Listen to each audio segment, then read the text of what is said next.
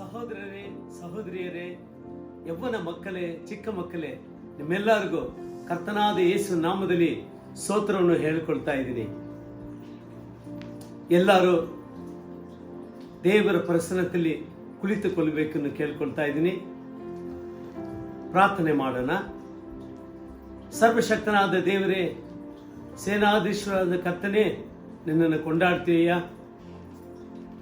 ಭಾರತ ದೇಶದಲ್ಲಿ, ಇಡೀ ಜಗತ್ತಲ್ಲಿ ದುಃಖ, ಕಣ್ಣೀರು, ಘೋರವಾದ ರೋಗಗಳಿಂದ ಜನರು ಕಷ್ಟಪಡುವ ಸಮಯದಲ್ಲಿ ನಮ್ಮನ್ನು ಆಶೀರ್ವಾದ ಮಾಡಿ, ನಮ್ಮನ್ನು ಬಲಪಡಿಸಿ, ಇನ್ನೊಂದು ಹೊಸದ ತಿಂಗಳನ್ನ ನೋಡೋಕ್ಕೆ ಕೃಪೆ ಮಾಡಿದ್ದೆ.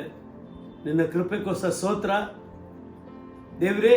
ಇವತ್ತು ನಮ್ಮನ್ನ ಜೀವಿಕರ ಸಂಖ್ಯೆಯಲ್ಲಿ ಇಟ್ಟಿದ್ದಕ್ಕೋಸ್ಕರ ಸ್ತೋತ್ರ ದೇವರೇ. ನೀವು ನಮ್ಮನ್ನ ಇಟ್ಟಿರೋ ಉದ್ದೇಶವನ್ನು ನಾವು ಅರ್ಥ ಮಾಡಿಕೊಂಡು ನಿಮಗೆ ಸೇವೆ ಮಾಡೋರಾಗಿ ನಮ್ಮನ್ನು ಮಾರ್ಪಡಿಸಬೇಕೆಂದು ಪ್ರಾರ್ಥಿಸ್ತೀನಿ. ಆಶೀರ್ವಾದ ದಯಪಾಲಿಸಿ, ನೀವು ಮಾತಾಡೋ ಮಾತನ್ನ ಕೇಳಕ್ಕೆ ಬಂದಿರೋ ಪ್ರತಿಯೊಬ್ಬರನ್ನ ಆಶೀರ್ವಾದ ಮಾಡಿ ಬಲಪಡಿಸಿ, ಯೇಸು ನಾಮದಲ್ಲಿ ಬೇಡಿದ್ವಿ ತಂದೆ, ಆಮೇನ್. ಪ್ರಿಯ ದೇವಜನರೇ, ಕಳೆದ ಬಾರಿ ನನ್ನ ವಿಡಿಯೋವನ್ನು ನೋಡಿ ಅದನ್ನು ಲೈಕ್ ಮಾಡಿ, ಶೇರ್ ಮಾಡಿ, ಸಬ್ಸ್ಕ್ರೈಬ್ ಮಾಡಿದ ನಿಮ್ಮೆಲ್ಲರಿಗೂ ಥ್ಯಾಂಕ್ಸ್ ಹೇಳ್ಕೊಳ್ತಾ ಇದ್ದೀನಿ. ಈ ಸಾರಿನೂ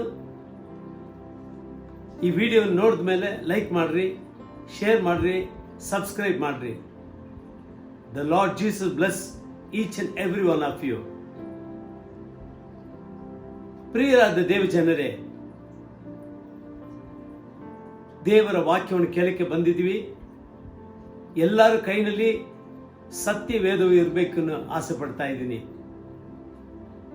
ಈ ದಿನದಲ್ಲಿ ನಮ್ಮನ್ನ ಸುತ್ತಿರ ನಡೀತಾ ಇರುವ ವಿಷಯಗಳು ನೋಡುವಾಗ ದುಃಖ ತುಂಬಿದೆ, ಕಣ್ಣೀರು ತುಂಬಿದೆ, ಹೊರಗಡೆ ಹೋಗಕ್ಕೆ ಆಗ್ತಾ ಇಲ್ಲ ಅಂತ ಒಂದು ಸನ್ನಿವೇಶದಲ್ಲಿ ನಾವು ಬಾಳ್ತಾ ಇದ್ವಿ. ಇಂಥ ಸಮಯದಲ್ಲಿ ದೇವರು ನಮ್ಮ ಹತ್ರ ಏನು ಹೇಳ್ತಾ ಇದ್ದಾರೆ? ಕಳೆದ 2 ವಾರ ಹೆಚ್ಚಿಗೆ ಪ್ರಾರ್ಥನೆ ಬಗ್ಗೆ ನಾವು ಧ್ಯಾನ ಮಾಡಿದ್ವಿ. ದೇವರ ಮಕ್ಕಳಾಗಿರುವ ನಾವು, ನಮ್ಮನ್ನ ಪ್ರೀತಿಯಿಂದ ಕರೆದಿದ್ದಾರೆ. ನನ್ನ ಪ್ರಜೆಗಳು, ನನ್ನ ಜನರು, ಹೃದಯಕ್ಕೆ ಹತ್ತಿರ ಇರುವರಾಗಿ ನಮ್ಮನ್ನು ಕರೆದು ದೇಶಕ್ಕೋಸ್ಕರ ಪ್ರಾರ್ಥಿಸಬೇಕು. ದೇವರು ಹೇಳಿದ ಮಾತನ್ನ ವಿಧೇಯರಾಗಿದ್ವಿ. ಈ ತಿಂಗಳಲ್ಲಿ ನಾವು ಮಾಡಿದ ಪ್ರಾರ್ಥನೆಗೆ ದೇವರು ಕೊಡೋ ಉತ್ತರ ಏನು? ದೇವರು ಏನು ತೀರ್ಮಾನ ಮಾಡ್ತಾ ಇದ್ದಾರೆ? ನಮ್ಮ ಪ್ರಾರ್ಥನೆ ಕೇಳಿ ಅವರ ಆಲೋಚನೆಗಳು ಏನನ್ನು ನಾವು ಧ್ಯಾನ ಮಾಡೋ ಸಮಯದಲ್ಲಿ ನಿಜವಾಗಿ ದೇವರ ವಾಕ್ಯ ಅನುಸಾರವಾಗಿ ನಾವು ಬದುಕಿದರೆ ದೇವರು ಪ್ರತಿಯೊಂದು ವಿಷಯವನ್ನು ಮುಂಚೆನೆ ನಮಗೆ ತಿಳಿಸಿ, ಮುಂದೆ ಬರುವ ಎಲ್ಲ ಘಟನೆಗಳು ನಮಗೆ ಹೇಳಿಕೊಟ್ಟು ಅದನ್ನು ನಾವು ಯಾವ ರೀತಿ ಹೊರಗಡೆ ಬರಬೇಕನ್ನೋ ಜ್ಞಾನವನ್ನು ತುಂಬಿಸ್ತಾ ಇದ್ದಾರೆ. ಆ ಥರ ಒಂದು ಕಾರ್ಯ ನಮ್ಮ ಸತ್ಯವೇದದಲ್ಲಿ ಬರೆಯಲ್ಪಟ್ಟಿದೆ ಪ್ರಿಯರೇ. ಅದೇನೆಂದ್ರೆ, ಅಬ್ರಹಾಮನೆಂಬ ಒಬ್ಬ ವ್ಯಕ್ತಿನ ನೋಡ್ತಾ ಇದ್ವಿ. ನಾವು ಆದಿಕಾಂಡ 18ನೇ ಅಧ್ಯಾಯ 17ನೇ ವಾಕ್ಯ ನೋಡುವಾಗ ಯೆಹೋವ ದೇವರು ಈ ತರ ಹೇಳ್ತಾರೆ, ನಾನು ಮಾಡಬೇಕೆಂದು ಇರುವ ಕಾರ್ಯವನ್ನು ಅಬ್ರಹಾಮನಿಗೆ ಮರೆ ಮಾಡುವುದು ಸರಿಯೋ? ದೇವರು ಕೇಳ್ತಾ ಇದ್ದಾರೆ ಪ್ರಿಯರೇ. ಸರ್ವಸೃಷ್ಟಿಕರ್ತನು ಈ ಲೋಕವನ್ನು ನಿರ್ಮಾಣ ಮಾಡಿದ ದೇವರು ಲೋಕದಲ್ಲಿ ನಡೆಯುವ ಪಾಪವನ್ನು ಅದಕ್ಕೆ ಶಿಕ್ಷೆ ಕೊಡಬೇಕನ್ನ ಆಸೆ ಪಟ್ಟು ಅವ್ರ ಮೇಲೆ ಕೆಳಗಡೆ ಇಳಿದು ಬಂದು ಇದ್ರು ಅವ್ರು ಮಾಡೋ ಮುಂಚೆ ತನ್ನ ಸೇವಕನಾದ ಅಬ್ರಹಾಂ ಮೇಲೆ ಅಷ್ಟೊಂದು ಪ್ರೀತಿ ಇಟ್ಟು ಹೇಳ್ತಾ ಇದ್ದಾರೆ, ನಾನು ಮಾಡಬೇಕಾದ ಕಾರ್ಯವನ್ನು ಅಬ್ರಹಾಂಗೆ ನಾನು ಯಾವಾಗಲೂ ಮರೆ ಮಾಡುವುದು ಇಲ್ಲ ಅಂತ ಹೇಳ್ತಾ ಇದ್ದಾರೆ. ಎಷ್ಟು ಪ್ರೀತಿ ತುಂಬಿದೆ ದೇವರು. ಈ ತರ ನೋಡುವಾಗ ಈ ಅಬ್ರಹಾಂನ ಯಾರು, ಇವನು ಎಂಥ ಮನುಷ್ಯ, ಇವನು ಯಾರನ್ನು ಹೇಳುವಾಗ ಅಬ್ರಹಾಂ ಬಗ್ಗೆ ಸ್ವಲ್ಪ ವಿಷಯ ನಾವು ತಿಳ್ಕೊಳ್ಳೋಣ ಪ್ರಿಯರೇ. ಅಬ್ರಹಾಂ ಊರೆಂಬ ಪಟ್ಟಣದಲ್ಲಿ ಕಲ್ತಿಯರ ದೇಶದಲ್ಲಿ ಇದ್ದ ಒಂದು ವ್ಯಕ್ತಿಯಾಗಿದ್ದಾನೆ. ಇವನು ಮುಂಚೆ ನನ್ನಾರ್ ಎಂಬ ಒಂದು ದೇವತೆಯನ್ನು ಆರಾಧನೆ ಮಾಡ್ತಾ ಇದ್ದಾನೆ. ಆ ನನ್ನಾರ್ ಎಂಬ ದೇವತೆ ಯಾರಂದ್ರೆ ಮೂನ್ ಗಾಡ್. ಅದ ಚಂದ್ರನಿಂದ ನಮ್ಗೆ ಏನ್ ಸಿಗ್ತಾ ಇದೆ, ಬೆಳಕು ಸಿಗ್ತಾ ಇದೆ. ಆ ಬೆಳಕಿನ ದೇವರಾಗಿ ಆರಿಸ್ಕೊಂಡು ಆ ಬೆಳಕು ಹಿಂದೆ ಹೋಗ್ತಾ ಇದ್ದವನು. ಇಂಥ ಒಂದು ವ್ಯಕ್ತಿನ ದೇವರು ಆರಿಸ್ಕೊಂಡು ದೇವ್ರು ಹೇಳ್ತಾ ಇದ್ದಾರೆ, ಅಬ್ರಹಾಮೇ, ನೀನು ನಿನ್ನ ಜನರನ್ನೆಲ್ಲ ಬಿಟ್ಟು ನಾನು ಹೇಳುವ ಕಡೆಗೆ ಬಾನ್ ಹೇಳುವಾಗ ಏನು ಮಾತಾಡ್ದಂಗೆ ದೇವ್ರು ಹೇಳಿದ ಆ ಮಾತಿಗೆ ವಿಶ್ವಾಸದಿಂದ ಹೊರಗಡೆ ಬರ್ತಾ ಇದ್ದಾನೆ. ಈ ಅಬ್ರಹಾಮನು ಇನ್ನು ನಿಜವಾದ ದೇವರು ಯಾರನ್ನ ಅವನು ಕಂಡುಕೊಂಡಿಲ್ಲ. ದೇವರ ವಾಕ್ಯ ಈ ತರ ಹೇಳ್ತಾ ಇದೆ. ಯೋಹಾನ್ ಬರೆದ ಸುವಾರ್ತೆ 15ನೇ ಅಧ್ಯಾಯ 16ನೇ ವಾಕ್ಯದಲ್ಲಿ ಈಗ ದೇವರು ಹೇಳ್ತಾ ಇದ್ದಾರೆ, ನೀವು ನನ್ನನ್ನು ಆರಿಸಿ ತೆಗೆದುಕೊಂಡಿಲ್ಲ, ನಾನು ನಿಮ್ಮನ್ನ ಆರಿಸಿ ತೆಗೆದುಕೊಂಡೇನು ಹೇಳ್ತಾ ಇದ್ದಾರೆ. ಈಗ ನೋಡಿ, ಅಬ್ರಹಾಂ ದೇವರನ್ನ ಆರಿಸಿಕೊಂಡಿಲ್ಲ, ಸೃಷ್ಟಿಕರ್ತನ ದೇವರು ಅಬ್ರಹಾಂನ ಹುಡುಕಿ ಅವನ ಆರಿಸಿ ತೆಗೆದುಕೊಂಡಿದ್ದಾರೆ. ಅವನು ಜೀವನ ಯಾವ ತರ ನೋಡುವಾಗ ದೇವರ ಮೇಲೆ ಹೆಚ್ಚಿಗೆ ವಿಶ್ವಾಸ ಉಳ್ಳದನಾಗಿ ಅವನು ಕಾಣಲ್ಪಡ್ತಾನೆ. ಅವನಿಗೆ ದೇವರು ವಿಶ್ವಾಸದಲ್ಲಿ ಹೆಚ್ಚಿದವನನ್ನು ಅವರು ಸಾಕ್ಷಿ ಕೊಡೋದು ಮಾತ್ರ ಅಲ್ಲ, ವಿಶ್ವಾಸಕ್ಕೆ ತಂದೆಯಾಗಿದೆ ಅನ್ನೋ ದೇವರ ವಾಕ್ಯ ಹೇಳ್ತಾ ಇದೆ ಪ್ರಿಯರೇ. ಅವನ ಜೀವನ ದೇವರ ಮೇಲೆ ಇಟ್ಟಿರುವ ವಿಶ್ವಾಸ ಸ್ವಲ್ಪನೂ ಬದಲಾವಣೆ ಆಗಿಲ್ಲ. ಆಮೇಲೆ ಅಬ್ರಾಮ್, ಮೊದಲನೇ ಹೆಸರು ಅವನದು ಅಬ್ರಾಮ್ನಿದೆ. ಅವನು ದೇವರ ವಿಶ್ವಾಸದಿಂದಲೇ ರಕ್ಷಣೆ ಹೊಂದಿಕೊಳ್ತಾ ಇದ್ದಾನೆ. ಆದಿಕಾಂಡ 15ನೇ ಅಧ್ಯಾಯ 6ನೇ ವಾಕ್ಯದಲ್ಲಿ ಅಬ್ರಾಮನು ಯೆಹೋವನನ್ನು ನಂಬಿದನು ಅನ್ನನ್ನು ಹೇಳ್ತಾ ಇದ್ದೀವಿ. ಯೆಹೋವನನ್ನು ನಂಬಿದ ಮುಖಾಂತರವಾಗಿ ಅಬ್ರಹಾಮು ರಕ್ಷಣೆ ಹೊಂದ್ತಾ ಇದ್ದಾನೆ. ಆಮೇಲೆ ಅವನಿಗೆ ದೊಡ್ಡ ಶೋಧನೆಗಳು ಬರ್ತಾ ಇದೆ. ಅಬ್ರಾಮನ ದೇವರು ಕರೆಯುವಾಗ ಅವನ ಹೆಂಡತಿ ಸಾರಾಯ್, ಇಬ್ಬರಿಗೆ ಮಕ್ಕಳಿಲ್ಲ. ದೇವ್ರು ಹೇಳ್ತಾರೆ, ನಾನು ನಿಮ್ಮಿಬ್ಬರಿಗೆ ಮಕ್ಕಳು ಕೊಡ್ತೀನಿ, ಲೋಕದಲ್ಲಿ ಇರುವ ಎಲ್ಲಾ ಜನಗಳಿಗಿಂತಲೂ ನಿಮ್ಮ ಜನ ದೊಡ್ಡದಾಗಿ ಇರ್ತದೆ ಅನ್ನೋ ದೇವ್ರು ಹೇಳ್ತಾ ಇದ್ದಾರೆ. ಆಕಾಶದಲ್ಲಿ ಇರುವ ನಕ್ಷತ್ರ ಅಷ್ಟು ನಿಮ್ಮ ಜನ ಎಲ್ಲ ಕಡೆ ಇರ್ತಾರೆ ಹೇಳುವಾಗ ಅವಾಗ ಅವನಿಗೆ ಮಕ್ಕಳಿಲ್ಲ.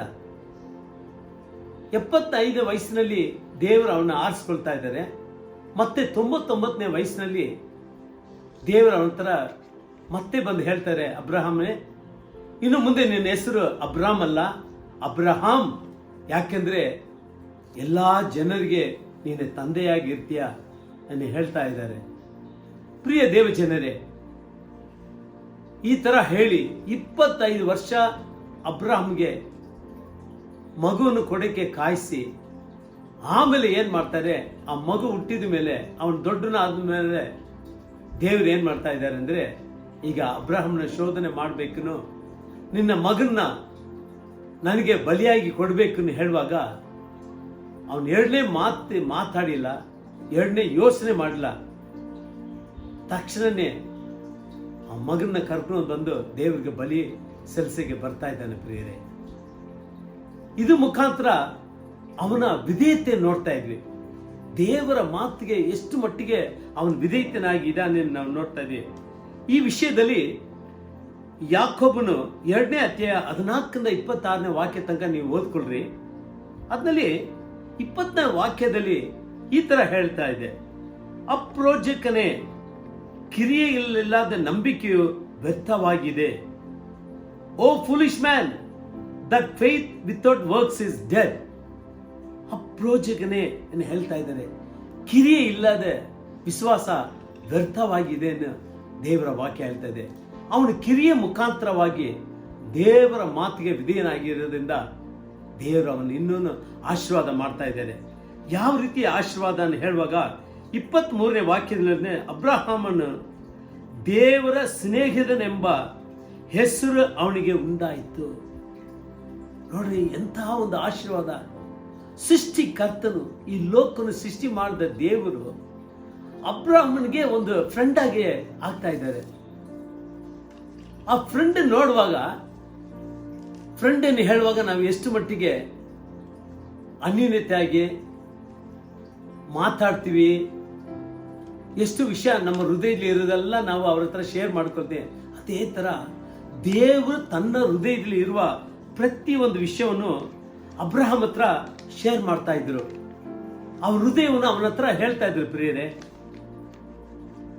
ಈಗ ಅದೇ ರೀತಿ ನಿಮ್ಮನ್ನು ಆರಿಸ್ಕೊಂಡಿದ್ದಾರೆ. ಪ್ರಿಯ ದೇವ ಜನರೇ, ನನ್ನ ಸಹೋದರನೇ, ಸಹೋದರಿಯೇ, ಯವ್ವನ ಮಕ್ಕಳೇ, ನಿಮ್ಮನ್ನು ದೇವರು ತನ್ನ ಸ್ನೇಹಿತನಾಗಿ ಮಾಡಿಕೊಳ್ಬೇಕನ್ನ ಆಸೆ ಪಡ್ತಾ ಇದ್ದಾರೆ. ಇದು ಮಾಡೋದ ಮುಖಾಂತರ ಏನ್ ಆಶೀರ್ವಾದ ನೀವು ಆ ತರ ಆಲೋಚನೆ ಮಾಡಿದ್ರೆ, ದೇವ್ರು ಹೇಳ್ತಾರೆ, ಮುಂದೆ ಬರುವ ಕಾರ್ಯಗಳು, ಮುಂದೆ ನಡೆಯಕ್ಕಿರುವ ಪ್ರತಿಯೊಂದು ವಿಷಯಗಳನ್ನು ನಿಮಗೆ ಹೇಳಿಕೊಟ್ಟು ಯಾವ ರೀತಿ ನಿಮ್ಮ ಮುಖಾಂತರ ಇಡೀ ಜಗತ್ತಿಗೆ ಒಂದು ರಕ್ಷಣೆ ಬರೋಕ್ಕೆ ನಿಮ್ಮನ್ನ ಉಪಯೋಗ ಮಾಡ್ತೀನಿ ಆಸೆ ಪಡ್ತಾ ಇದ್ದಾರೆ. ನೀವು ಯಾವಾಗ ಯೇಸುವಿನ ಸ್ನೇಹಿತನಾಗಿ ಮಾಡ್ತೀರೋ ಆವತ್ತಿಂದಲೇ ಯೇಸು ನಿಮ್ಮ ಜೊತೆಲಿ ಇದ್ದು ಅವರ ಹೃದಯವನ್ನು ನಿಮ್ಮ ಹೃದಯದಲ್ಲಿ ಸೇರಿಸಿ ಅವ್ರ ಹೃದಯದಲ್ಲಿ ಇರುವ ಎಲ್ಲ ಆಸೆಗಳನ್ನು ನಿಮ್ಮ ಹೃದಯಕ್ಕೆ ಬರಮಾಡಿ ನಿಮ್ಮ ಮುಖಾಂತರ ಕಾರ್ಯಗಳು ಮಾಡಬೇಕು ಆಸೆ ಪಡ್ತಾ ಇದ್ದಾರೆ. ಎಲ್ಲ ಆಮೇಲೆ ಹೇಳೋಣ. ಯಾಕಂದ್ರೆ ಎಂಥ ಒಂದು ಪ್ರೀತಿ ತುಂಬಿದೆ ದೇವರು. ನಮ್ಮ ಜೊತೆಲಿ ಇರೋಕ್ಕೆ ಆಸೆ ಪಡ್ತಾರೆ, ನಮ್ಮ ಸ್ನೇಹಿತನಾಗಿ ಇರೋಕ್ಕೆ ಆಸೆ ಪಡ್ತಾರೆ. ಅವ್ರ ಹೃದಯದ ಎಲ್ಲ ವಿಷಯನೂ ನಮಗೆ ತೋರಿಸ್ಬೇಕನ್ನ ಆಸೆ ಪಡ್ತಾ ಇದ್ದಾರೆ. ಇದಕ್ಕೆ ಕೆಲವು ವಿಷಯಗಳು ನಮ್ಮ ಹತ್ರ ಬೇಕನ್ನ ಆಸೆ ಪಡ್ತಾರೆ. ಕೆಲವು ಅರ್ಹತೆಗಳು ನಮ್ಮ ಹತ್ರ ಇರಬೇಕನ್ನ ದೇವರು ಆಸೆ ಪಡ್ತಾರೆ. ಮೊದಲನೇದು ಏನಂದ್ರೆ, ದೇವರು ಆಸೆ ಪಡುವ ಕಾರ್ಯ ಏನಂದ್ರೆ ಪರಿಶುದ್ಧತೆ, ಹೋಲಿನೆಸ್. ಪರಿಶುದ್ಧತೆ ಬೇಕನ್ನು ಹೇಳ್ತಾ ಇದ್ದಾರೆ.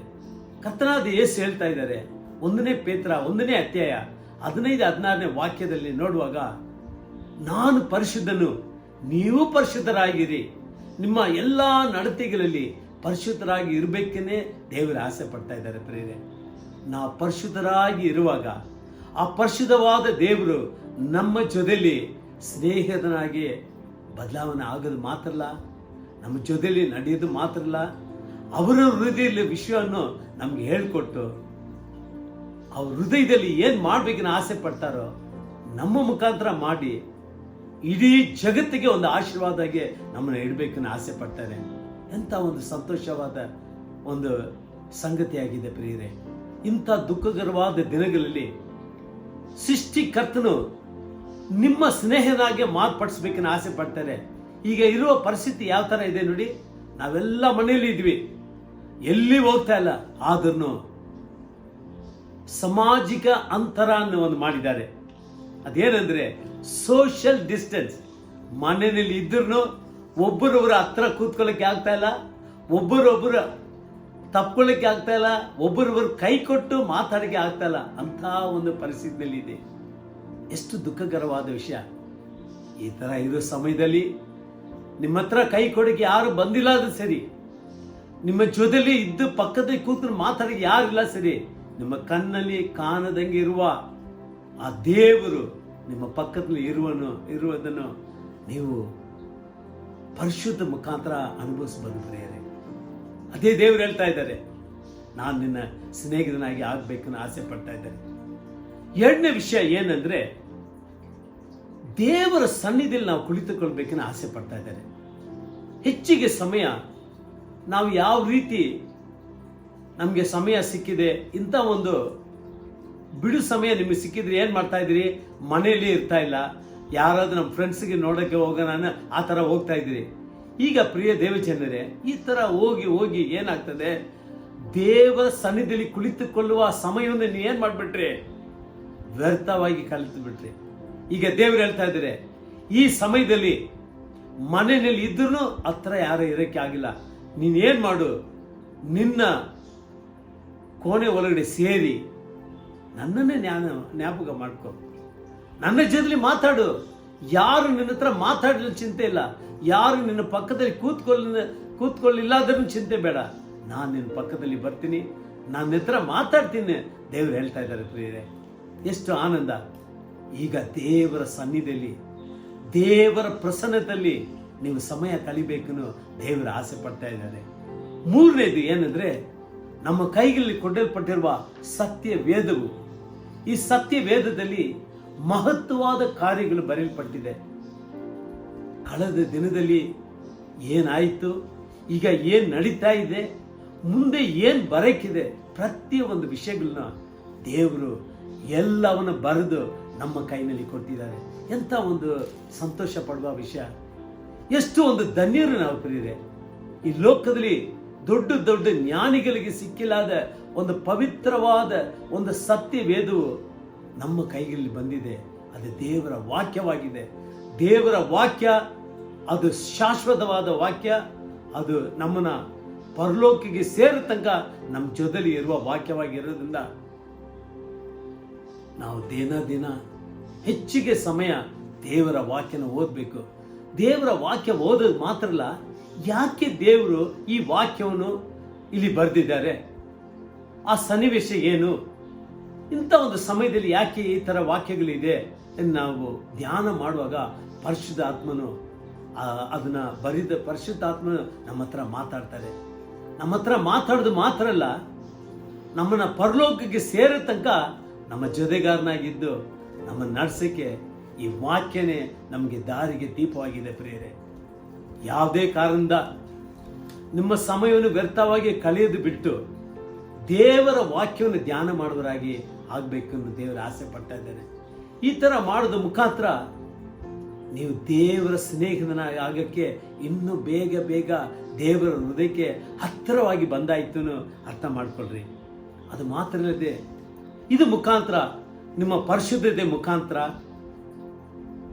ಆಲೋಚನೆಯಲ್ಲಿ ಪರಿಶುದ್ಧತೆ, ನೋಟದಲ್ಲಿ ಪರಿಶುದ್ಧತೆ, ನಿಮ್ಮ ಮಾತಿನಲ್ಲಿ ಪರಿಶುದ್ಧತೆ, ನಿಮ್ಮ ಕೈಯಿನ ಕಿರಿಗಳಿಂದ ಪರಿಶುದ್ಧತೆ, ನೀವು ಹೋಗುವ ಸ್ಥಳ ಪರಿಶುದ್ಧತೆ, ಇದು ಒಂದು ಪರಿಶುದ್ಧತೆ. ಎರಡನೇದು, ದೇವರ ಸನ್ನಿಧಿಯಲ್ಲಿ ಕಳೆಯುವ ಸಮಯ, ದೇವರ ವಾಕ್ಯ ಓದಿ ಅನೇಕ ವಿಷಯಗಳು ತಿಳ್ಕೊಳ್ಳೋದು ಮುಖಾಂತರ ನಾವೇನು ಮಾಡ್ತೀವಿ, ಇನ್ನು ಹೆಚ್ಚಿಗೆ ರೀತಿಯಲ್ಲಿ ದೇವರ ಹತ್ರ ಆಗ್ತಾ ಇದ್ವಿ, ದೇವರ ಹೃದಯಕ್ಕೆ ಹತ್ರ ಬರ್ತಾ ಇದ್ವಿ. ದೇವರ ಹೃದಯಕ್ಕೆ ಬಂದರೆ, ದೇವರ ಹೃದಯ ಏನೆಂದರೆ ಒಬ್ಬ ಮನುಷ್ಯನ ನಾಶ ಆಗಬಾರ್ದು, ಒಬ್ಬ ಮನುಷ್ಯನ ನಾಶ ಆಗಬಾರ್ದು, ಎಲ್ಲರೂ ನಿತ್ಯ ಜೀವ ಪಡಿಬೇಕೇನೆ. ಯೇಸು ಕ್ರಿಸ್ತು ಆ ಪರಲೋಕವನ್ನು ಬಿಟ್ಟು ಈ ಭೂಲೋಕಕ್ಕೆ ಬಂದರು. ಆ ಒಂದು ಕಾರ್ಯವನ್ನು ನಿಮ್ಮ ಮುಖಾಂತರ ದೇವರು ಮಾಡಕ್ಕಿದ್ದಾರೆ. ಪ್ರಿಯ ದೇವಜನರೇ, ನೀವು ಪರಿಶುದ್ಧ ಮಾಡ್ಕೊಳ್ರಿ. ನೀವು ನಿಮ್ಮನ್ನು ಪರಿಶುದ್ಧ ಮಾಡೋದು ಮಾತ್ರ ಅಲ್ಲ, ದೇವರ ಪ್ರಸನ್ನತೆ ಕುಳಿತು ದೇವರ ಹೃದಯದ ಆಲೋಚನೆಯನ್ನು ಅರ್ಥ ಮಾಡ್ಕೊಳ್ರಿ ಪ್ರಿಯರೇ. ಅದು ಮಾತ್ರ ಅಲ್ಲದೆ ದೇವರ ವಾಕ್ಯ ಓದಿ ತಿಳ್ಕೊಂಡು ಈ ಒಂದು ರಕ್ಷಣೆ ಕೊಡುವ ಮಾತನ್ನ ದುಃಖದಲ್ಲಿ, ಕಣ್ಣೀರಲ್ಲಿ, ಕತ್ತಲ್ಲಿ ಇರುವ ಜನರಿಗೆ ಹೋಗಿ ಹೇಳಿ ಅವ್ರನ್ನ ಪರಿಶುದ್ಧ ದಾರಿಯಲ್ಲಿ ನಡೆಸಕ್ಕೆ ನೀವು ಉಪಯೋಗ ಆಗ್ಬೇಕಂತ ದೇವರು ಆಸೆ ಪಡ್ತಾ ಇದ್ದಾರೆ. ಯೆಹೋವನು ಈ ತರ ಹೇಳ್ತಾ ಇದ್ದಾನೆ. ಈಗ ಅಬ್ರಹಾಂ ಬಗ್ಗೆ ನಾವು ನೋಡಿದ್ವಿ. ಅಬ್ರಹಾಂಗೆ ಹೇಳ್ತಾ ಇದ್ದಾರೆ, ಅಬ್ರಹಾಮೇ, ಸೋದೋಮ್ ಕುಮಾರ ಪಟ್ಟಣದಲ್ಲಿ ನಡೀತಾ ಇರುವ ಪಾಪ ನನ್ನ ಹತ್ರ ಮುಟ್ಟಿದೆ. ನಾನು ಹೋಗಿ I will go down and see, I will rightly judge because their sin is very grave. ಈ ತರ ದೇವರು ಹೇಳ್ತಾರೆ. ಆ ಊರಿನವ್ರ ಮೇಲೆ ಹೊರಿಸಿರುವ ಪಾಪವು ಎಷ್ಟು ಘೋರವಾದದ್ದು. ದೇವ್ರು ಏನ್ ಮಾಡ್ತಾರೆ, ಈ ಘೋರವಾದ ಪಾಪ ದೇವರ ಸನ್ನಿಧಿಯಲ್ಲಿ ಬಂದಿದ್ರು ಅವ್ರ ತಟ್ಟನೆ ಅವ್ರು ಇಳಿದು ಬಂದು ಅವ್ರು ಹೋಗಿ ನ್ಯಾಯ ಮಾಡೋದು ಬಿಟ್ಟು ಅಬ್ರಹಾಂಗೆ ಹೇಳ್ತಾರೆ, ಅಬ್ರಹಾಮ್ನೇ, ಈ ತರ ನಾನು ಮಾಡಿಗೆ ಹೋಗ್ತಾ ಇದ್ದೀನಿ ಹೇಳ್ತಾ ಇದೆ. ನೋಡಿ, ಅವನ ಪರಿಶುದ್ಧತೆ, ಅವನ ದೇವ್ರದ ಇರುವ ಅನ್ಯೂನ್ಯತೆ, ಆ ಸ್ನೇಹಿತನ ಆಗಿರುವ ಆ ಒಂದು ಸಂಪರ್ಕ ಮುಖಾಂತರವಾಗಿ ಸೃಷ್ಟಿಕರ್ತನ ದೇವರು ಪಾಪವನ್ನು ದಂಡಿಸಕ್ಕೆ ಹೋಗೋ ಮುಂಚೆ ತನ್ನ ಸ್ನೇಹಿತನಾದ ಅಬ್ರಾಹ್ಮ ಹತ್ರ ಹೇಳ್ತಾ ಇದ್ದಾರೆ, ನಾನು ಹೋಗಿ ಅವರ ಪಾಪಗಳು ಎಷ್ಟೋ ಘೋರವಾದ ಪಾಪಗಳಾಗಿರೋದನ್ನ ನಾನು ಹೋಗಿ ಸರಿಯಾಗಿ ನ್ಯಾಯ ಮಾಡ್ತೀನಿ ಹೇಳ್ತಾ ಇದ್ದಾರೆ. I will go down C and I will rightly judge because the since are very grave. ಎಷ್ಟು ದುಃಖಕರವಾದ ವಿಷಯ. ಅದನ್ನು ಅಬ್ರಹಾಂ ಆಗಿರುವ ಆ ಸ್ನೇಹಿತರ ಹತ್ರ ಹೇಳ್ಬಿಟ್ಟು ಹೋಗ್ತಾ ಇದ್ದಾರೆ ಪ್ರಿಯರೇ. ಇದು ಮುಖಾಂತರ ನಾವು ಇನ್ನೊಂದು ವಿಷಯ ನೋಡ್ತಾ ಇದ್ವಿ. ಆದಿಕಾಂಡ 18ನೇ ಅಧ್ಯಾಯದಲ್ಲಿ 24ನೇ ವಾಕ್ಯದಲ್ಲಿ ಈಗ ಆ ಸ್ನೇಹಿತನಾದ ಅಬ್ರಹಾಂ ದೇವರ ಹತ್ರ ಮಾತಾಡಿಗೆ ಶುರು ಮಾಡ್ತಾನೆ. ದೇವರೇ,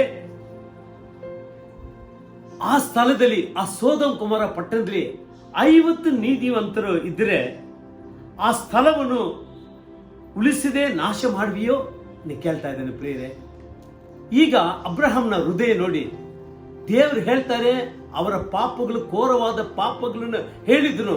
ಇವನೇನ್ ಮಾಡ್ತಾನೆ, ಮಧ್ಯಸ್ಥಿಕೆ ಪ್ರಾರ್ಥನೆ ಮಾಡ್ತಾ ಇದ್ದಾನೆ. ದೇವರಿಗೂ ಸೋದೋಮ್ ಕುಮಾರ ಪಟ್ಟಣಕ್ಕೆ ಮಧ್ಯಸ್ಥಿಕೆ ಪ್ರಾರ್ಥನೆ ಮಾಡಿ, ದೇವರೇ ಸೃಷ್ಟಿಕರ್ತನೆ, ನಿನಗೆ ಕೋಪ ಬರೋ ತರ ಮಾಡಿ ಆಯ್ತು, ಆದ್ರೂ 50 ನೀತಿವಂತರು ಇದ್ರೆ ಅವ್ರನ್ನ ಉಳಿಸ್ತೀಯಾ ಅಂತ ಕೇಳುವಾಗ ಆ ಸೃಷ್ಟಿಕರ್ತನ ಹೃದಯ ತುಂಬಾ ಆನಂದ ಪಟ್ಟು, ನಿಜವಾಗಿ ಅಬ್ರಹಾಮೇ 50 ನೀತಿವಂತರು ಇದ್ರೆ ನಾವು ಉಳಿಸ್ತೀನಿ ಹೇಳ್ತಾ ಇದ್ದಾನೆ. ಅಲ್ಲಿ ನೋಡಿದ್ರೆ 50 ನೀತಿವಂತರಿಲ್ಲ. ಈಗ ಅವನು ಏನ್ ಮಾಡ್ತಾನೆ, 45 ನೀತಿವಂತರು ಇದ್ರೆ ಉಳಿಸ್ತೀಯಾ ಅಂತ ಕೇಳ್ತಾರೆ. ಅವಾಗಲೂ ದೇವ್ರು ಹೇಳ್ತಾರೆ, 45 ನೀತಿವಂತಿದ್ರೆ ನಾ ಖಂಡಿತ ಉಳಿಸ್ತೀನಿ ಅಬ್ರಹಾಂ ಅಂತ ಹೇಳ್ತಾರೆ. ಆಮೇಲೆ 40 ಅಷ್ಟು ಜನರು ಇಲ್ಲ, 30 ನೀತಿವಂತರಿಲ್ಲ, 20 ನೀತಿವಂತರು ಇದನ್ನು ಉಳಿಸ್ತೀನಿ ಹೇಳ್ತಾ ಇದ್ದಾರೆ ದೇವರು. ಹಂಗಿಲ್ಲ ಪ್ರೇ, ಕೊನೆಯಲ್ಲಿ ಅಬ್ರಹಾಂ ಹೇಳ್ತಾನೆ, ದೇವ್ರೇ ನೀನು ಕೋಪ ಮಾಡ್ಕೊಳ್ಬೇಡ,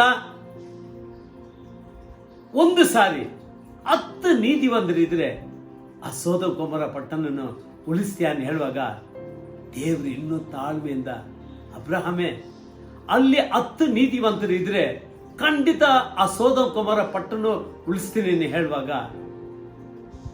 ದೇವರು ತುಂಬಾ ಸಂತೋಷ ಪಡ್ತಾ ಇದ್ದಾರೆ. ಅದು ಮಾತ್ರ ಅಲ್ಲದೆ ಅಲ್ಲಿ ನೋಡ್ತಾ ಇದ್ವಿ, ಯೆಹೋವ ದೇವರು, ಸೃಷ್ಟಿಕರ್ತನ ದೇವರು ಅಬ್ರಹಾಂ ಹತ್ರ ಬಂದು 33ನೇ ವಾಕ್ಯದಲ್ಲಿ ನೋಡ್ತಾ ಇದ್ವಿ, ಯೆಹೋವನು ಅಬ್ರಹಾಮನು ಸಂಗಡ ಮಾತಾಡುವುದನ್ನು ಮುಗಿಸಿ ಹೊರಟು ಹೋದನು. ಅಬ್ರಹಾಮನು ತನ್ನ ಸ್ಥಳಕ್ಕೆ ಹಿಂತಿರುಗಿ ಹೋದನು. ಇಷ್ಟು ತನಕ ದೇವರು ಮತ್ತೆ ಅಬ್ರಹಾಂ ಮಾತಾಡೋ ಒಂದು ಸಂದರ್ಭ ನೋಡ್ತಾ ಇದ್ವಿ ಪ್ರಿಯರೇ. ಈ ತರ ಇರುವಾಗ ದೇವರು, ಸೃಷ್ಟಿಕರ್ತನು, ಅಗಮ್ಯವಾದ ಬೆಳಕಲ್ಲಿ ವಾಸ ಮಾಡುವ ದೇವರು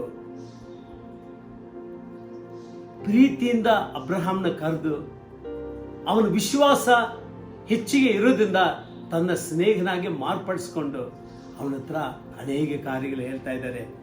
ಈಗ ನಾವು ನೋಡೋ ಸಮಯದಲ್ಲಿ ಅಲ್ಲಿ 10 ನೀತಿವಂತರು ಇಲ್ಲದ್ರಿಂದ ಅಲ್ಲಿ ಎಷ್ಟು ಜನ ಇದ್ರು, ಬೇರೆ 4 ಜನ ಮಾತ್ರ ದೇವರಿಗೆ ಭಯಪಟ್ಟವರಾಗಿದ್ರು. ಲೋತನ ಹೆಂಡತಿ, ಅವ್ರ 2 ಮಗಳು, ಅವ್ರ 4 ಜನ ಏನಾಯ್ತು, ದೇವರು ಕಾಪಾಡಿಸಿ ಏನ್ ಮಾಡಿದ್ರು, ಬೆಟ್ಟದ ಪ್ರದೇಶಕ್ಕೆ ಓಡೋಗಿ ಹೇಳಿದ್ರು. ಬಾಕಿ ಎಲ್ಲ ಜನರನ್ನು ಅವರ ಪಾಪ, ಘೋರವಾದ ಪಾಪವಾಗಿ ಇದ್ದಿದ್ದರಿಂದ ದೇವ್ರು ಏನ್ ಮಾಡಿದ್ರು, ಅಗ್ನಿನ ಸುರಿಸಿ ಆ ಸ್ಥಳವನ್ನು ನಾಶ ಮಾಡಿದ್ರು ಪ್ರಿಯರೇ. ಈಗ ಏನ್ ನಡೀತಾ ಇದೆ, ಅಗ್ನಿ ಈ ದೇಶ ಮೇಲೆ ಬಂದಿಲ್ಲ, ಬಟ್ ಒಂದೇ ಒಂದು ವೈರಸ್, ಒಂದು ಕೊರೋನಾ ವೈರಸ್ ಒಂದು ಬಂದು ಇಡೀ ಜನರ ಹೃದಯದಲ್ಲಿ ಆ ಭಯವನ್ನು ತುಂಬಾಯಿತು. ಇಡೀ ಜನರು ಭಯ ಪಟ್ಕೊಂಡು ತನ್ನ ಜೀವ ಅಳಿದು ಹೋಗ್ಬಾರ್ದು, ಆ ಜೀವ ಮೇಲೆ ಆಸೆ ಇಟ್ಟು ಎಲ್ಲಾರು ಮನೆ ಒಳಗಡೆ ಹಾಗೆ ಕುಂತಿದ್ದಾರೆ. ಎಂಥ ಒಂದು ಘಟನೆ! ನನ್ನ ಚರಿತ್ರದಲ್ಲಿ ಈ ತರ ಒಂದು ವಿಷಯ ನೋಡೇ ಇಲ್ಲ. ಪ್ರಿಯ ದೇವ ಜನರೇ, ಇವತ್ತು ದೇವರು ಹೇಳ್ತಾ ಇದ್ದಾರೆ, ಅಬ್ರಹಾಂ ಸೋದೋಮ್ ಕುಮಾರ ಪಟ್ಟಣದಲ್ಲಿ ಇರುವ ಪಾಪ, ಘೋರವಾದ ಪಾಪನ ದೇವರ ಬಾಯಿಂದ ಬಂದಿದ್ರು. ಅವನು ಹೇಳ್ತಾನೆ, 10 ನೀತಿವಂತರ ಮುಖಾಂತರವಾಗಿ ಆ ದೇಶವನ್ನು ಉಳಿಸೋದಿಲ್ವಾ ಅಂತ ಕೇಳ್ತಾನೆ. ಅದೇ ರೀತಿ ಈಗ ದೇವರು ನಿನ್ನನ್ನು, ಪ್ರಿಯ ದೇವ ಜನರೇ, ನನ್ನ ಸಹೋದರನೇ, ನನ್ನ ಸಹೋದರಿದೆ, ಯವನಸ ಮಕ್ಕಳೇ, ದೇವರು ನಿಮ್ಮ ಹತ್ರ ಕೇಳ್ತಾ ಇದ್ದಾರೆ, ನೀವು ನಾನು ಮಧ್ಯಸ್ಥಿಗೆ ಪ್ರಾರ್ಥನೆ ಮಾಡೋದ್ರ ಮುಖಾಂತರ ದೇವರ ಕೋಪ ಕಡಿಮೆ ಆಗ್ತದೆ ಅನ್ನೋ ದೇವರ ವಾಕ್ಯ ಮುಖಾಂತರ ನಾವು ತಿಳ್ಕೊಳ್ತಾ ಇದ್ವಿ. ಈ ಲೋಕದಲ್ಲಿ 240 ದೇಶಗಳಿದೆ ಪ್ರಿಯರೇ. ಅದರಲ್ಲಿ 170 ದೇಶದಲ್ಲಿ ಈ ಕೊರೋನಾ ವೈರಸ್ ಎಲ್ಲರನ್ನೂ ಮುಟ್ಟಿ ಎಲ್ಲರ ದುಃಖದಲ್ಲಿ ಇರೋ ಥರ ಮಾಡಿದೆ. ಈಗ ನಮಗೆ ದೇವ್ರು ಕೊಟ್ಟಿರೋ ಮಾತು ಏನದು? ನಮ್ಮ ದೇವ್ರಿಗೆ ಇನ್ನೊಂದು ಹೆಸರು ಯೆಹೋವ ರಾಫ, ಆರೋಗ್ಯದಾಯಕನು. ಆ ಒಂದು ಹೆಸರಿದೆ. ಈ ಆರೋಗ್ಯದಾಯಕನು ನಮಗೆ ಔಷಧಿಯಾಗಿದ್ದಾರೆ. ನಾವು ಕರೆಯುವಾಗ ಪೂರ್ಣ ಹೃದಯದಿಂದ ಕಣ್ಣೀರಿಂದ ನಾವು ಕರೆಯುವಾಗ, ದೇವರೇ ನಮ್ಮ ಮೇಲೆ ಕರುಣೆ ತೋರಿಸಿ ನಮ್ಮ ದೇಶವನ್ನು ಉಳಿಸಿಕೊಡಿ, ನಮ್ಮ ಜಗತ್ತನ್ನು ಉಳಿಸಿಕೊಡಿ ನಾವು ಕೇಳುವಾಗ ದೇವರು ಆರೋಗ್ಯದಾಯಕನಾಗಿ ದೇವರು ನಮಗೆ ಆರೋಗ್ಯ ಕೊಡೋಕ್ಕೆ ಅವ್ರ ಮುಂದೆ ಬಂದೇ ಬರ್ತಾರೆ. ಅವ್ರಿಲ್ಲ ಅಂತ ಹೇಳೋದಿಲ್ಲ. ಯಾಕೆಂದ್ರೆ ಈ ತರ ಒಂದು ನೀತಿವಂತನ ಪ್ರಾರ್ಥನೆ, ಕಣ್ಣೀರು ತುಂಬಿದ ಪ್ರಾರ್ಥನೆ ದೇವ್ರ ಹತ್ರ ಸೇರ್ಬೇಕು ಆಸೆ ಪಡ್ತಾ ಇದ್ದಾರೆ. ಅದೆಲ್ಲ ನಾವು ಮಾಡ್ತಾ ಇದ್ವಿ. ಇದು ಮುಖಾಂತರವಾಗಿ ಇಡೀ ಜಗತ್ತು ರಕ್ಷಣೆ ಮಾರ್ಗದಲ್ಲಿ ಬರಕ್ಕೆ ದೇವ್ರ ಕಾರ್ಯ ಮಾಡ್ತಾ ಇದ್ದಾರೆ. ಈಗ ನಾವೇನ್ ಮಾಡೋಣ? ದೇವರ ಸಂಕಲ್ಪಕ್ಕೆ ಅದು ಪ್ರಕಾರ ನೆರವೇರಲಿ ನಾವು ಒಪ್ಪಿಸಿಕೊಡೋಣ. ದೇವರ ಆಶೀರ್ವಾದ ಕೊಡುವಾತನಾಗಿದ್ದಾರೆ. ಅದು ಮಾತ್ರ ಇಲ್ಲದೆ ನಮ್ಮ ದೇಶ 138 ಕೋಟಿ ಜನ ಬಾಳುವ ನಮ್ಮ ದೇಶ ರಕ್ಷಣೆ ಮಾರ್ಗಕ್ಕೆ ಬರಬೇಕು.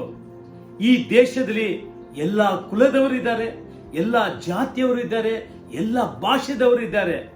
ಅದು ಮಾತ್ರ ಇಲ್ಲದೆ ಹೆಚ್ಚಿಗೆ ಜನ ಬಡವರಿದ್ದಾರೆ. ನಾವು ಅನೇಕ ವಿಡಿಯೋ ಕ್ಲಿಪ್ಪಿಂಗ್ಸ್ ನೋಡ್ತಾ ಇದ್ವಿ ವಾಟ್ಸಪ್ನಲ್ಲಿ. ಬಡವರು ಊಟಕ್ಕೋಸ್ಕರ ನಿಂತು ತಗೊಂಡು ಹೋಗ್ತಾ ಇರೋದು ನೋಡ್ತಾ ಇದ್ವಿ ಪ್ರಿಯರೇ. ಇವಾಗೆಲ್ಲ ನಾವು ಪ್ರಾರ್ಥನೆ ಮಾಡಬೇಕು. ಅದು ನಮಗೆ ದೇವರು ಕೊಟ್ಟಿರುವ ಒಂದು ಭಾರ. ನಮ್ಮ ಹೃದಯದಲ್ಲಿ ಆ ಭಾರ ಇಟ್ಕೊಂಡು ಜನರಿಗೋಸ್ಕರ ಪ್ರಾರ್ಥನೆ ಮಾಡಬೇಕು ಪ್ರಿಯರೇ. ಅದು ಮಾತ್ರ ಇಲ್ಲದೆ ಇಂಥ ಒಂದು ಸಮಯದಲ್ಲಿ ಈ ರೋಗ ಹಿಡಿದವರು ಹಾಸ್ಪಿಟಲ್ ಅಡ್ಮಿಟ್ ಆಗಿದ್ದಾರೆ. ಅವ್ರಿಗೆ ಮೆಡಿಸಿನ್ ಕೊಡಬೇಕು, ಡಾಕ್ಟರ್ ಬೇಕು, ಅವ್ರನ್ನ ಟ್ರೀಟ್ಮೆಂಟ್ ಮಾಡೋಕ್ಕೆ ನರ್ಸ್ ಬೇಕು, ಅವರು ಕ್ಲೀನ್ ಮಾಡೋಕ್ಕೆ ಅಲ್ಲಿ ಬೇಕಾದ್ರೆ ಕೆಲಸ ಬೇಕು. ಇದೆಲ್ಲ ಮಾಡೋರು ಅವರು ಮನುಷ್ಯರೇ. ಅವ್ರಿಗೆ ಗೊತ್ತು ಇವ್ರಿಗೆ ನಾನು ಸೇವೆ ಮಾಡುವಾಗ ಆ ರೋಗ ಅದು ಒಂದು ಅಂಟು ರೋಗವಾಗಿರೋದ್ರಿಂದ ನನಗೂ ಬರ್ಬೋದು ಅನ್ನೋ ಆ ಥರ ಆಲೋಚನೆ ಮಾಡಿದರೆ ಒಬ್ಬ ವ್ಯಕ್ತಿನೂ ಉಳ್ಕೊಳ್ತಾ ಇಲ್ಲ. ಅವ್ರು ಏನ್ ಮಾಡ್ತಾರೆ? ತನ್ನ ಜೀವವನ್ನು ಅದು ನೋಡ್ದಂಗೆ ಆ ಮನುಷ್ಯ ಬದುಕಲಿ. ಡಾಕ್ಟರ್ಗಳು ಮುಂದೆ ಬಂದಿದ್ದಾರೆ, ನರ್ಸ್ಗಳು ಮುಂದೆ ಬಂದಿದ್ದಾರೆ, ಎಲ್ಲ ಕೆಲಸಗಾರರು ಗೌರ್ಮೆಂಟ್ ಆಫೀಸ್ನಲ್ಲಿ ಅನೇಕ ಕಾರ್ಯಗಳು ಎಷ್ಟೋ ಕೋಟಿ ರೂಪಾಯಿ ಅವ್ರಿಗೆ ರಿಲೀಸ್ ಮಾಡಿ ಹೇಗಾದ್ರೂ ದೇವ್ರನ್ನ ಜನರನ್ನ ಉಳಿಸ್ಬೇಕನ್ನ ಆಸೆ ಪಡ್ತಾ ಇದ್ದಾರೆ ಪ್ರಿಯರೇ. ಜನರ ಮೇಲೆ ಈಗ ಗೌರ್ಮೆಂಟ್ಗೆ ಒಂಥರ ಪ್ರೀತಿ ಬಂದಿದೆ. ಎಲ್ಲ ಜನರು ಬದುಕಬೇಕನ್ನ ಆಸೆ ಪಟ್ಟು ಅನೇಕ ರೀತಿ ಹಣ ಸಹಾಯ ಮಾಡೋದು ಮುಖಾಂತರ ಗೌರ್ಮೆಂಟ್, ಸ್ಟೇಟ್ ಗೌರ್ಮೆಂಟ್ ಆಗಲಿ ಸೆಂಟ್ರಲ್ ಗೌರ್ಮೆಂಟ್ ಆಗಲಿ ಮುಂದೆ ಬಂದು ಕಾರ್ಯ ಮಾಡ್ತಾ ಇದೆ. ಈಗ ನಾವು ಮಾಡುವ ಕಾರ್ಯ ಏನಂದ್ರೆ, ಇಂಥ ಒಂದು ಸಂದರ್ಭದಲ್ಲಿ ಈ ಕೊರೋನಾ ವೈರಸ್ ನಿರ್ಮೂಲ ಆಗ್ಬೇಕಂದ್ರೆ ನಾವು ಒಡಕಿನಲ್ಲಿ ನಿಂತು ಪ್ರಾರ್ಥನೆ ಮಾಡಬೇಕು. ಪ್ರತಿಯೊಬ್ಬರ ಕಣ್ಣೀರ ಪ್ರಾರ್ಥನೆ ಇದಕ್ಕೆ ದೊಡ್ಡ ಔಷಧಿ ಆಗಿದೆ. ನಾವು ಮಾಡುವ ಕಣ್ಣೀರಿನ ಪ್ರಾರ್ಥನೆ ಪ್ರತಿಯೊಂದು ಹೃದಯ ಮುಟ್ಟಬೇಕು. ಎಲ್ಲದಕ್ಕಿಂತಲೂ ಸೃಷ್ಟಿಕರ್ತನ ಹೃದಯ ಮುಟ್ಟಿ ಆರೋಗ್ಯದಾಯಕನಾಗಿರುವ ಆ ದೇವರು ಕರುಣೆ ತೋರಿಸಿ ಎಲ್ಲರಿಗೆ ಸ್ವಸ್ಥತೆ ದಯಪಾಲಿಸಬೇಕನ್ನು ನಾವು ಪ್ರಾರ್ಥನೆ ಮಾಡೋಣ ಪ್ರಿಯರೇ. ಇಷ್ಟು ತನಕ ತಾಳ್ಮೆಯಿಂದ ಕುಳಿತು ದೇವರ ವಾಕ್ಯ ಜೊತೆಯಲ್ಲಿ ದೇವರ ಸ್ನೇಹಿತನ ಆಗ್ಬೇಕನ್ನ ವಾಕ್ಯನ ಕೇಳಿ ದೇವರ ಹೃದಯಕ್ಕೆ ನೀವು ಹತ್ರ ಆಗ್ಬೇಕನ್ನು ಬಂದಿರೋ ಪ್ರತಿಯೊಂದು ವಾಕ್ಯನು ನೀವು ಧ್ಯಾನ ಮಾಡಿ, ನೀವು ಯೇಸು ಅವ್ರ ಹೃದಯದಲ್ಲಿ ಇಂಥ ಯಾವ ತರ ಭಾರ ಇತ್ತು, ಒಬ್ಬ ಮನುಷ್ಯನ ನಾಶ ಆಗಬಾರ್ದು, ಎಲ್ಲಾರು ನಿತ್ಯ ಜೀವ ಪಡ್ಕೊಳ್ಬೇಕು. ಅದೇ ಭಾರವನ್ನು ನೀವು ಹೊತ್ತುಕೊಂಡು ನೀವು ಪ್ರಾರ್ಥನೆ ಮಾಡುವಾಗ ದೇವರು ಪರಲೋಕದಿಂದ ತಮ್ಮ ಕೃಪೆಯನ್ನು ಸುರಿಸಿ ಇಡೀ ಮಾನವ ಕುಲನ್ನು ರಕ್ಷಣೆಯಲ್ಲಿ ತರ್ತಾ ಇದ್ದಾರೆ. ಸಹೋದರನೇ, ನಿನ್ನ ಪ್ರಾರ್ಥನೆ ದೇವರಿಗೆ ಬೇಕಾಗಿದೆ. ಸಹೋದರಿಯೇ, ನಿನ್ನ ಪ್ರಾರ್ಥನೆ ದೇವರಿಗೆ ಬೇಕಾಗಿದೆ. ಯವ್ವನ ಮಕ್ಕಳೇ, ನಿನ್ನ ಕಣ್ಣೀರಿನ ಪ್ರಾರ್ಥನೆ ದೇವರಿಗೆ ಬೇಕಾಗಿದೆ. ನಾವೆಲ್ಲರೂ ಸೇರಿ ಕಣ್ಣೀರಿನ ಪ್ರಾರ್ಥನೆ ಮಾಡಿ ದೇವರ ಕೇಳುವಾಗ ನಾವು ಸುರಿಸುವ ಕಣ್ಣೀರೇ ಅದು ಔಷಧಿಯಾಗಿ ಮಾರ್ಪಡಿಸಿ ದೇವರು ಎಲ್ಲರ ಮೇಲೆ ಕೃಪೆ ಸುರಿಸ್ತೀನಿ ದೇವರು ಹೇಳ್ತಾ ಇದ್ದಾರೆ. ನಾವು ಈಗ ಪ್ರಾರ್ಥನೆ ಮಾಡೋಣ. ಸರ್ವಶಕ್ತನಾದ ದೇವರೇ, ಈ ಸಮಯದಲ್ಲಿ ದೇವರೇ, ನಾವು ಯಾವ ಥರ ಇರಬೇಕು, ನಾವು ನಿಮ್ಮ ಸ್ನೇಹಿತನಾಗಿ ಇದ್ದರೆ ಮಾತ್ರ ನಿಮ್ಮ ಹೃದಯದಲ್ಲಿ ಇರುವ ಪ್ರತಿಯೊಂದು ವಿಷಯ ನಾವು ತಿಳ್ಕೊಳ್ಳಿಕ್ಕೆ ಆಗ್ತಾ ಇದೆ. ದೇವರೇ, ಈ ಸಮಯದಲ್ಲಿ ನಾನು ಮಾತ್ರ ಅಲ್ಲ, ಈ ಸಂಘದಿಂದ ಈ ಸುವಿಶೇಷವನ್ನು ಕೇಳ್ತಾ ಇರುವ ಪ್ರತಿಯೊಬ್ಬರನ್ನು ಅವ್ರ ಹೃದಯದಲ್ಲಿ ಮಾತಾಡಿ ಪ್ರತಿಯೊಬ್ಬರು ದೇವರ ಮಕ್ಕಳಾಗಬೇಕು.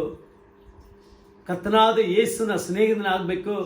ಯೇಸುನ ಹೃದಯದಲ್ಲಿರೋ ಭಾರವನ್ನು ಅವ್ರು ಹೊತ್ತುಕೊಂಡು ಪ್ರತಿಯೊಂದು ಮಾನವನು ರಕ್ಷಣೆ ಹೊಂದಕ್ಕೆ ಕಣ್ಣೀರಿನ ಮೊರೆ ಇಡಬೇಕು. ನೀ ಆಸೆ ಪಡೋ ರೀತಿ ನಾವು ಪ್ರಾರ್ಥನೆ ಮಾಡೋಕ್ಕೆ ನಮ್ಮ ಹೃದಯದಲ್ಲಿ ಮಾತಾಡಬೇಕು. ದೇವರೇ, ನಾವು ಯಾವ ರೀತಿ ಪ್ರಾರ್ಥನೆ ಮಾಡಬೇಕು, ನಾವು ಮಧ್ಯಸ್ಥಿಕೆ ಪ್ರಾರ್ಥನೆ ಯಾವ ಥರ ಮಾಡಬೇಕು ನಮಗೆ ಕಲಿಸ್ಕೊಡಿ ದೇವರೇ. ಅದು ಮಾತ್ರ ಇಲ್ಲದೆ ನಮ್ಮ ಪ್ರಾರ್ಥನೆ ವ್ಯರ್ಥವಾಗಿ ಹೋಗಬಾರ್ದು. ಅದಕ್ಕೆ ಉತ್ತರ ಸಿಕ್ಕಬೇಕು. ತಕ್ಕ ಕಾಲದಲ್ಲಿ ನೀವು ನಮ್ಮ ಜನರು 138 ಕೋಟಿ ಜನರನ್ನ ಆರೋಗ್ಯವಾಗಿ ಮಾರ್ಪಡಿಸಿ ಎಲ್ಲ ರೋಗದಿಂದ ಬಿಡುಗಡೆಯಾಗಿ ಸಂತೋಷವಾಗಿ ಸಮಾಧಾನವಾಗಿ ತನ್ನ ಕುಟುಂಬದಲ್ಲಿ ಜೀವನ ಮಾಡೋಕ್ಕೆ ಈ ಕೃಪೆ ಅನುಗ್ರಹ ಮಾಡಬೇಕು ನಾನು ಪ್ರಾರ್ಥನೆ ಮಾಡ್ತೀನಿ.